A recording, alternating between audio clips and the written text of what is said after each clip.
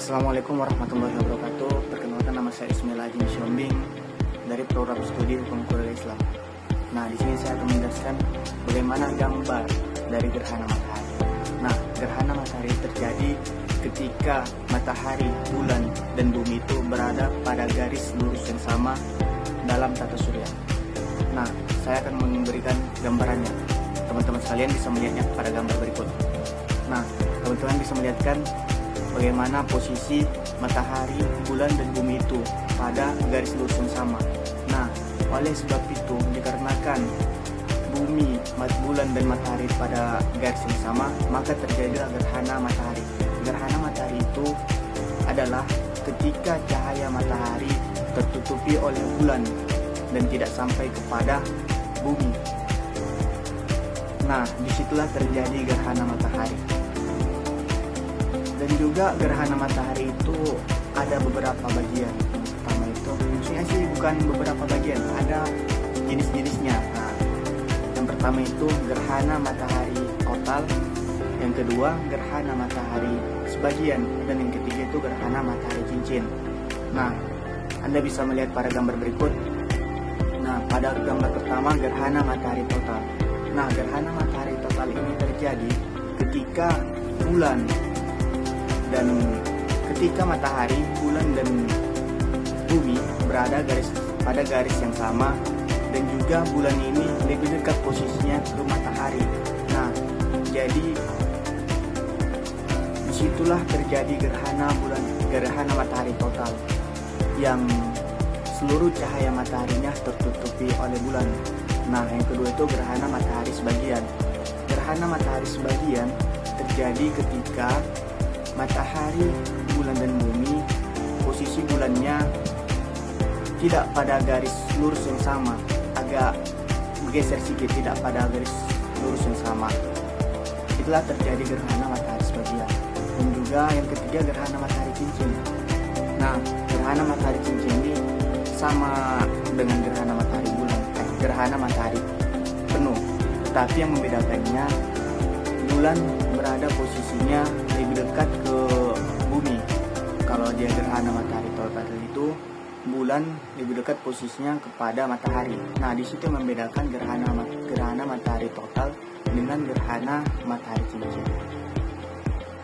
Mungkin itu saja penjelasan dari saya mengenai gerhana matahari. Selanjutnya itu mengenai gerhana bulan yang akan dijelaskan oleh teman saya, Aidil Fahredi. Baik, di sini saya akan memaparkan sedikit mengenai fenomena gerhana bulan. Teman saya tadi sudah memaparkan sedikit mengenai fenomena gerhana matahari. Baik teman-teman, jadi sebelum kita masuk ke dalam pembahasan mengenai gerhana bulan, saya akan sedikit kembali mengulik tentang fenomena gerhana matahari. Jadi, fenomena gerhana matahari dan gerhana bulan ini sebenarnya dapat diprediksi. Namun, fenomena gerhana matahari dan gerhana bulan ini adalah fenomena yang sangat langka. Mengapa demikian? Karena apabila fenomena gerhana matahari ingin terjadi, ia harus memiliki syarat-syarat tertentu. Syarat-syarat yang bagaimana ini maksudnya?